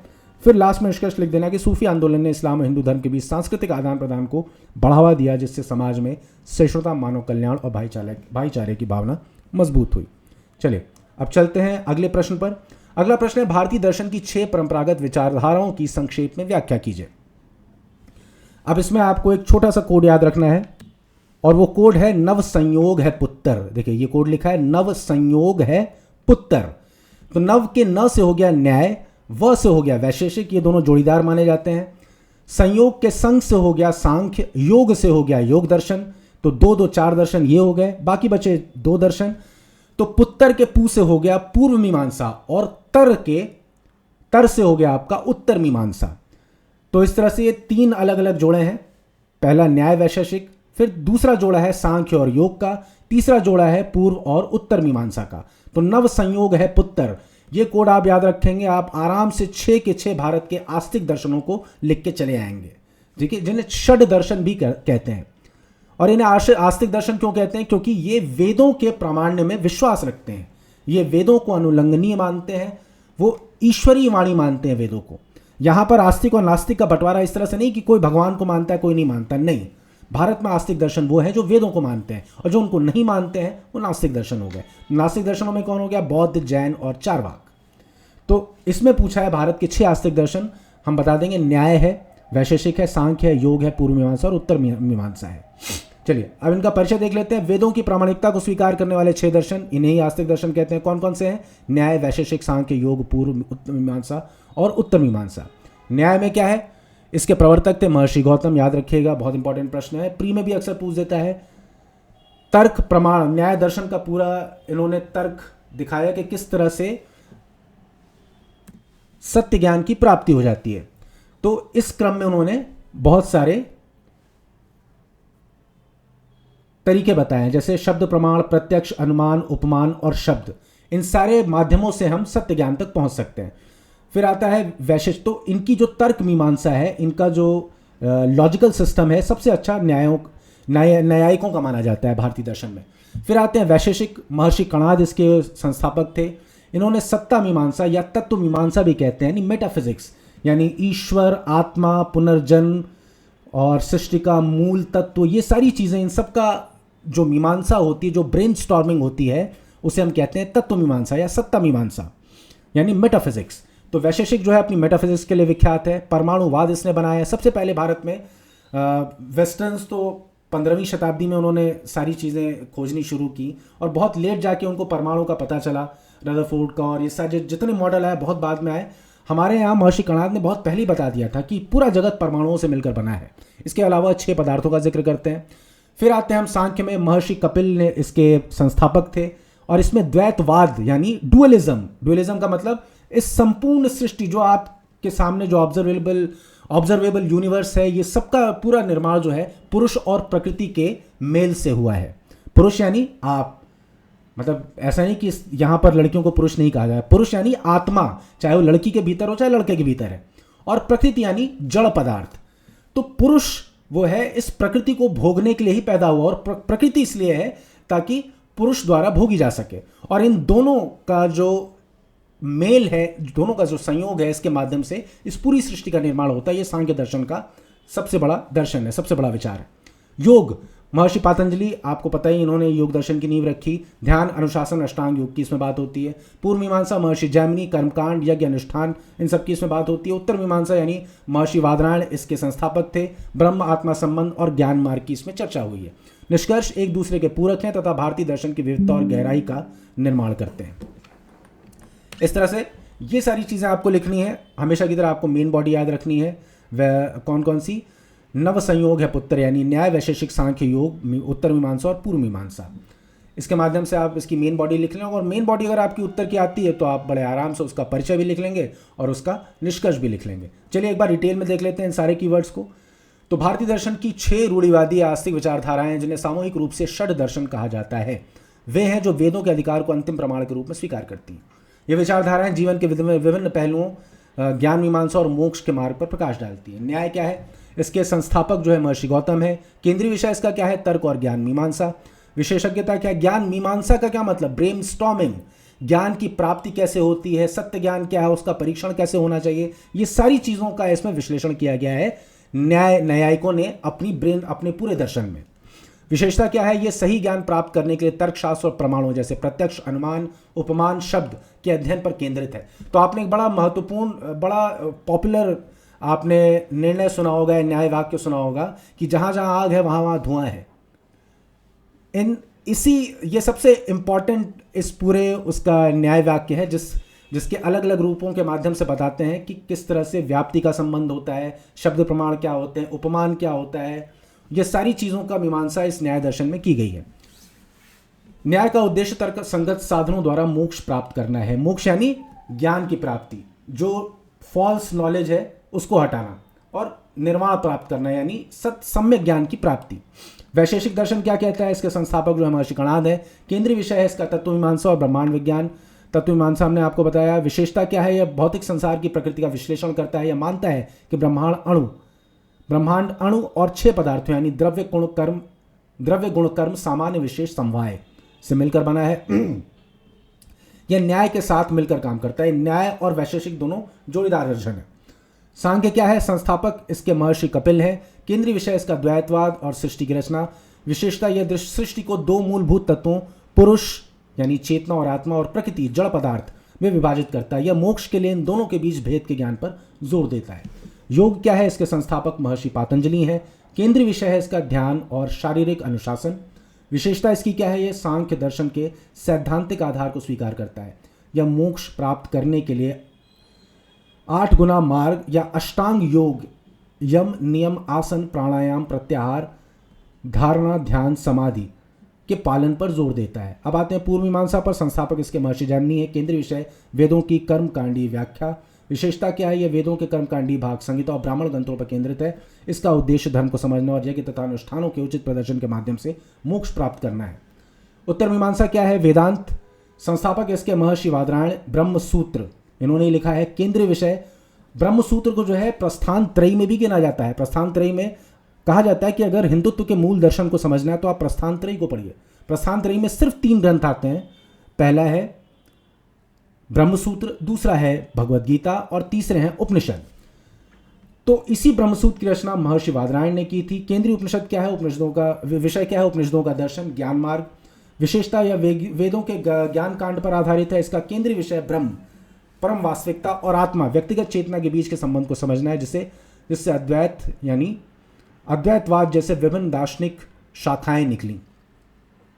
चलिए, ये 6 दर्शन एक दूसरे के पूरक और मिलकर भारतीय दार्शनिक सोच की गहराई और विविधता को दर्शाते हैं। तो इस तरह से हमारा ये उत्तर भी खत्म हो गया। अब अगला प्रश्न है, बौद्ध और जैन दर्शन के बीच अंतर स्थापित करें। तो इसको याद करने से पहले इसका एक बार आप क्विक रिवीजन नोट्स देख लीजिएगा। और इस क्विक रिवीजन नोट्स का जो एक कोड है वो है अगम तक। अगम का मतलब अ से अहिंसा, ग से गुरु, म से मोक्ष, त से तत्व मीमांसा और क से कर्म और आचरण। तो आपको अगम तक अगर याद रहा ये कोड वर्ड तो आप बड़े आराम से, कोई पूछेगा कि बौद्ध और जैन धर्म में क्या अंतर है दर्शन में, तो आप बता देना अगम तक। फिर कहेंगे अगम तक कहाँ बोल रहे हो, तो उसको बता देना कि अगम में अ का मतलब अहिंसा, ग का मतलब गुरु, म का मतलब मोक्ष, त का मतलब तत्व मीमांसा और कर्म और आचरण का हो गया क। यही सारे तत्व मिलकर इन्हीं आधारों पर हम जैन और बौद्ध दर्शन के बीच के अंतर को देखेंगे। तो परिचय में आप बता देंगे, बौद्ध क्षणिकवाद, अनात्मवाद, क्षणिकवाद, ये सब बौद्ध दर्शन है। और कितना सटीक है आज भी आप देखेंगे कि ये पूरी दुनिया, अगर बायोलॉजिकली और साइंस के हिसाब से बात करें तो पिछले 5 मिनट में आपकी 5 बिलियन सेल सिर्फ इसको सुनते सुनते, इस पूरे लेक्चर को सुनते सुनते मर चुकी हैं। यानी आपके अंदर हर क्षण कुछ बदल रहा है, यानी आप हर क्षण पिछले क्षण से अलग व्यक्ति हैं। इसका मतलब कुछ भी अनिश्चित काल के लिए बना नहीं रहता, अनंत तक नहीं रहता। हमारा और आपका अस्तित्व सिर्फ एक स्नैपशॉट, एक छोटे से पल में है। और ये चीज कहती है क्षणिकवाद, बौद्ध दर्शन का क्षणिकवाद। अनात्मवाद, बौद्ध दर्शन ये भी कहता है कि आत्मा जैसी कोई चीज है नहीं, ये विज्ञान को मानते हैं। यानी कॉन्शियसनेस का जो फ्लो है वो लगातार बना रहता है और हमेशा हर विज्ञान खत्म होते हुए अपनी पूरी कॉन्शियसनेस अगले विज्ञान को सौंप जाता है। तो ये अनात्मवाद की भी बात करते हैं, क्षणिकवाद, अनात्मवाद। जबकि जैन दर्शन क्या कहता है, अनेकांतवाद की बात करता है। अनंत गुण, अनंत वस्तु एवं और हर वस्तु के अनंत धर्म भी हैं। इनका बड़ा फेमस वाक्य है, स्याद अस्ति स्याद नास्ति, स्याद अस्ति नास्ति च, स्याद अस्ति नास्ति। और इस तरह करके उन्होंने सप्त भंगिनाएं बना रखे हैं कि दुनिया में किसी भी वाक्य को आप शायद लगा के कहिए, आपको दुनिया के बारे में कुछ नहीं पता है। इस दुनिया में अनंत चीजें और हर वस्तु के अनंत धर्म है। आप कहीं नहीं सकते कि आप किसी चीज के बारे में सब कुछ जानते हैं। और यही अनेकांतवाद, कि कोई भी वाक्य अंतिम नहीं है। अगर हर व्यक्ति ये चीज मान ले तो दुनिया के सारी झगड़े, सारी लड़ाइयां, सारा क्लेश खत्म हो जाए कि भाई तुम भी सही हो सकते हो, हम भी सही हो सकते हैं। और एक कितना प्यारा दर्शन है जैनों का अनेकांतवाद। तो जैन दर्शन का मुख्य सिद्धांत अनेकांतवाद और ये आत्मा के अस्तित्व को मानते हैं। तो इस तरह से आपके दुखों की समाप्ति हो जाए तो आपको मोक्ष मिल जाता है। इसके बाद ये मध्यम मार्ग यानी मिडिल पाथ की बात करते हैं। आपको बहुत बड़ी फेमस कहानी याद होगी, एक बार एक नर्तकी नाच रही थी और अपने घुंघरों को वो बहुत ज़ोर से बांध के नाच रही थी। कुछ देर बाद उसके घुंघरों, उसके पैर से खून निकलने लगा, वो नहीं नाच पाई। कुछ देर बाद उसने ढीले कर दिए घुंघरू, फिर वो डांस ही नहीं कर पा रही थी। वो पद और वो लय के साथ, ताल के साथ वो खूबसूरती आ ही नहीं पा रही थी डांस में। फिर बुद्ध आगे बढ़े, उसके पैरों से पे घुंघरू को एकदम मध्यम तरीके से बांधा, ना बहुत कसा ना बहुत ढीला छोड़ा, और उसके बाद जब उसने डांस किया तो उसका डांस बड़ा अच्छा हुआ, उसका नृत्य बहुत अच्छा हुआ। और ये कथाएं हैं जो बताती हैं बुद्ध किस तरह से मध्यम मार्ग या मिडिल पाथ का अनुसरण करते थे। तृष्णा 6, बुद्ध कहते हैं कि तुम्हारे सारे दुखों का कारण तुम्हारी तृष्णा है। अगर आप द्वादश निदान को देखेंगे तो तृष्णा ही कारण होती है अगले जन्म का, और ये पूरा जन्म मरण का जो चक्र है इसी तृष्णा के कारण चलता रहता है। तो जिस दिन इससे इसका क्षय हो जाएगा आपको मोक्ष मिल जाएगा। उसके अलावा जैन किसकी बात करते हैं? कैवल्य की बात करते हैं। कैवल्य यहाँ पर निर्वाण, जो बौद्धों में निर्वाण है, हिंदुओं में मोक्ष है, वही जैन धर्म में कैवल्य है। यहाँ पर त्रिरत्न की बात होती है, सम्यक ज्ञान, सम्यक दर्शन, सम्यक चरित्र की बात होती है, कर्म शुद्धि की बात होती है। इसमें यह दिखाया जाता है कि आपके जो पुद्गल हैं, आपके जो कर्म हैं, वो हर बार पुद्गल पैदा करते हैं और पुद्गल आपसे जुड़ते चले जाते हैं। जब तक आपके सारे पुद्गलों का नाश नहीं होगा तब तक आपको मोक्ष नहीं मिलेगा। आपके सारे कर्मफल जब तक क्षय नहीं होंगे तब तक आपको मोक्ष नहीं मिलेगा। तो इस तरह से तत्व मीमांसा हमने देख ली, बौद्ध की, जैन की। मोक्ष मार्ग देख लिया बौद्ध जैन का। अहिंसा का दृष्टिकोण क्या है? बौद्ध ये व्यावहारिक अहिंसा पर विश्वास करते हैं, जबकि जैन कठोर अहिंसा, मतलब ये इतने अहिंसक होते हैं कि मुंह पे भी अपने कपड़ा बांधते हैं। आपने देखा ही होगा जैन साधुओं को कि इनके सांस के जरिए बहुत सारे कीटाणु भी ना मर जाएं या बहुत सारे बैक्टीरिया ना मर जाएं। कर्म और आचरण, इसमें भी बौद्ध अष्टांगिक मार्ग को मानते हैं, जबकि जैन पंच महाव्रत को मानते हैं। गुरु परंपरा में क्या है? बौद्ध बुद्ध को मानते हैं और जैन मानते हैं कि टोटल 24 तीर्थंकर हुए। इनका सबसे पुराना तीर्थंकर जो है वो ऋग्वेद में दिखाया जाता है। तो इस तरह से इन दोनों की गुरु परंपरा में भी अंतर है। और आपने ट्रिक के माध्यम से याद कर ही लिया कि आगम तक आपको याद रखना है। चलिए इन सारी चीज़ों को एक बार डिटेल में हम लोग पढ़ देते हैं और ये क्वेश्चन खत्म हो जाएगा। तत्व मीमांसा क्या है? बौद्ध दर्शन में एक क्षणिकवाद में विश्वास करता है। इसके अनुसार सब कुछ क्षणभंगुर, लगातार परिवर्तनशील है, किसी भी स्थायी आत्मा या सार में विश्वास नहीं करता। जैन दर्शन या अनेकांतवाद में विश्वास करता है, जिसके अनुसार वास्तविकता बहुआयामी है, उसे विभिन्न दृष्टिकोणों से ही समझा जा सकता है और एक स्थायी आत्मा के अस्तित्व को स्वीकार करता है। मोक्ष या मुक्ति का मार्ग, बौद्ध दर्शन मोक्ष को निर्वाण कहते हैं, दुखों की समाप्ति और तृष्णा के विनाश पर केंद्रित है। इसका मार्ग मध्य मार्ग है, जो अत्यधिक तपस्या और भोग दोनों से बचता है। जैन दर्शन मोक्ष को कैवल्य कहते हैं, जिसका अर्थ है आत्मा का अनंत ज्ञान और कर्मों के संचय से पूर्ण मुक्ति। यह त्रिरत्न यानी सम्यक ज्ञान, सम्यक दर्शन, सम्यक चरित्र के कठोर पालन पर जोर देता है। अहिंसा का दृष्टिकोण, बौद्ध दर्शन अहिंसा पर बल दिया गया है, लेकिन ये अधिक व्यावहारिक है। भिक्षुओं के लिए कुछ छूटें और यह मध्यम मार्ग का अनुसरण करता है। जैन दर्शन अहिंसा पर अत्यधिक कठोर बल दिया गया है, जो सभी जीवित प्राणियों स्थूल और सूक्ष्म के प्रति अहिंसा का पालन अनिवार्य मानता है। कर्माचरण, बौद्ध दर्शन अष्टांगिक मार्ग को मानता है, जैसे सम्यक संकल्प, सम्यक कर्म। हम लोग पहले भी अष्टांगिक मार्ग कर चुके हैं एकदम शुरुआत में लेक्चर में।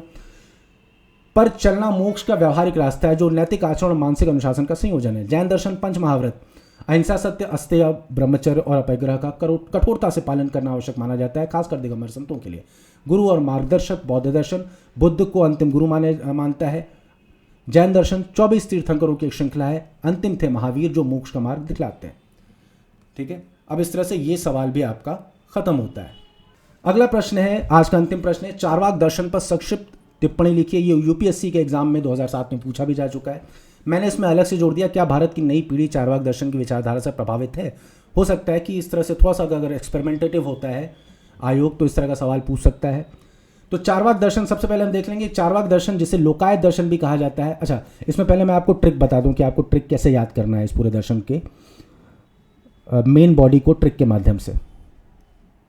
तो इसकी मेन बॉडी को आपको याद करना है इस ट्रिक के माध्यम से, जो है तत्व ज्ञान उपभोग तक।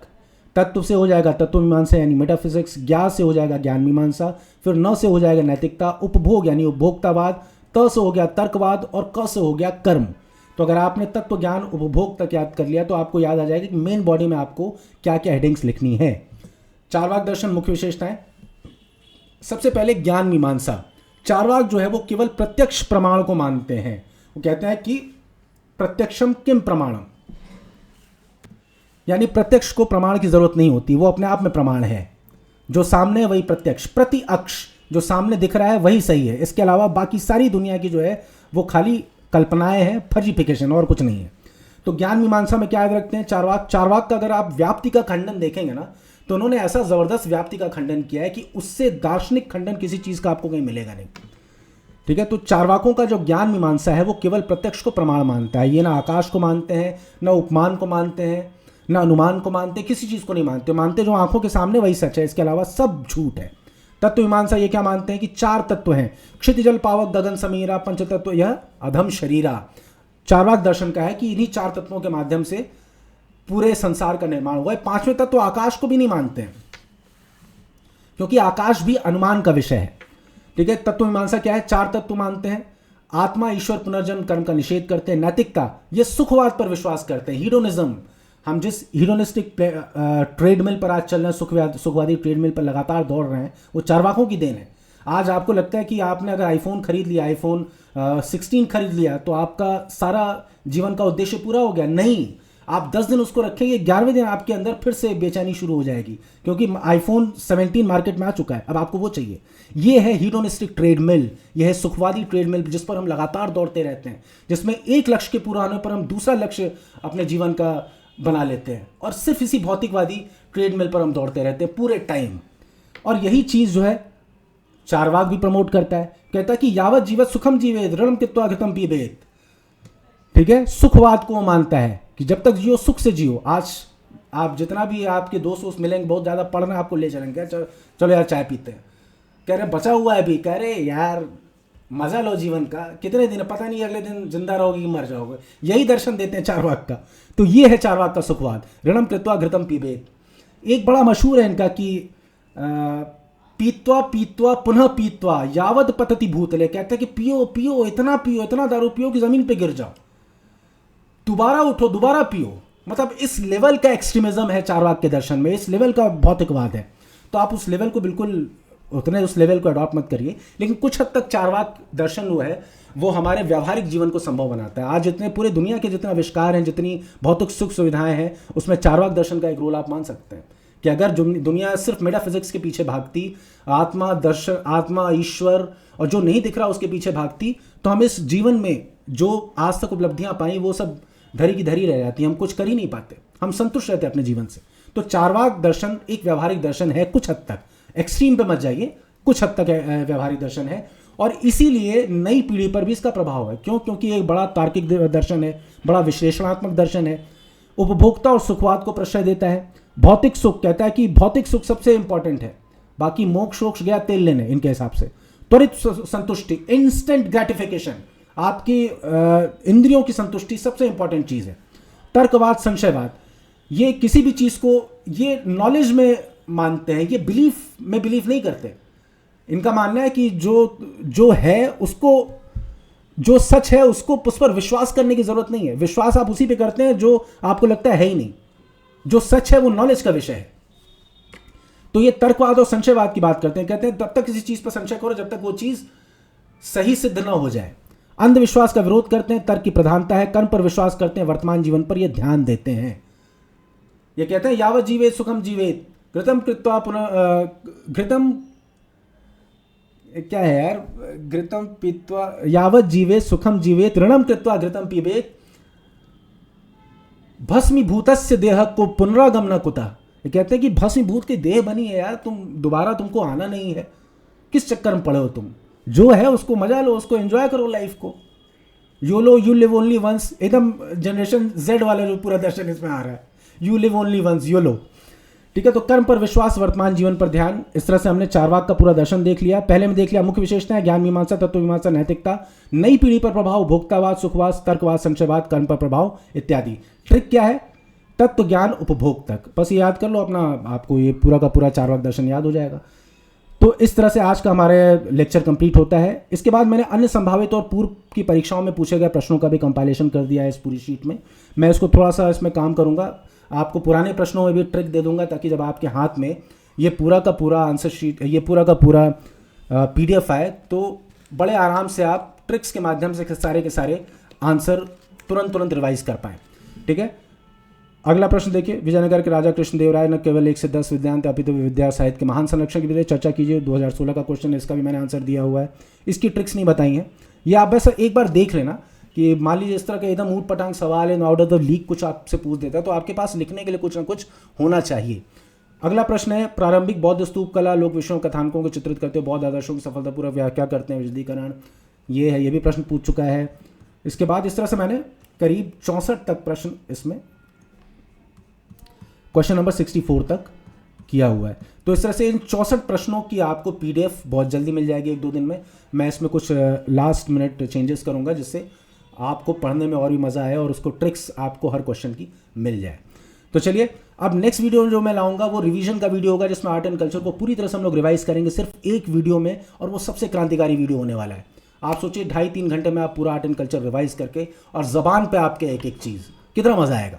चलिए मिलते हैं नेक्स्ट वीडियो में, तब तक के लिए जय हिंद।